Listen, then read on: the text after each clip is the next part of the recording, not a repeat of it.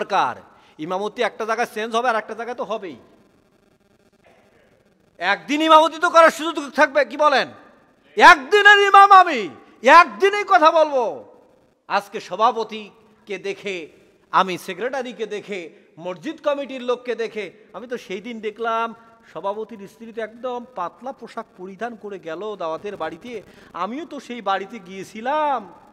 এখন এই আলোচনাটা করলে তো সভাপতি মাইন্ড করে কি না, এই চিন্তা করে যদি আলোচনাটা ওই আলোচনা বাদ দেই, তাহলে বলেন আল্লাহ কি আমাকে জামাই আদর করবে না? সেই জায়গায় এই যেমন আদর করে দুনিয়াতে জামাই আদর করে, এরকম মানে সেখানে আমাকে ভালো জায়গায় রাখবে নাকি?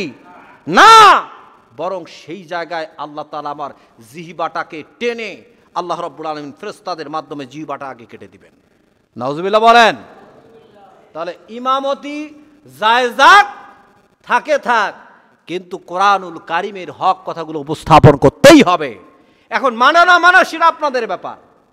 মানবেন জান্নাত পাবেন, মানবেন না জাহান্নাম চলে যাবেন, সিদ্ধান্ত আপনি নেবেন, আমার কি করার আছে? তো এই জন্য আমার এই কথাগুলোতে আপনাদের কোনো প্রকার মন খারাপ করা যাবে না। তবে কোরআনের বাহিরে যদি কোনো কথা বলে থাকি সেইটা বলবেন, হুজুর সংশোধন হবে।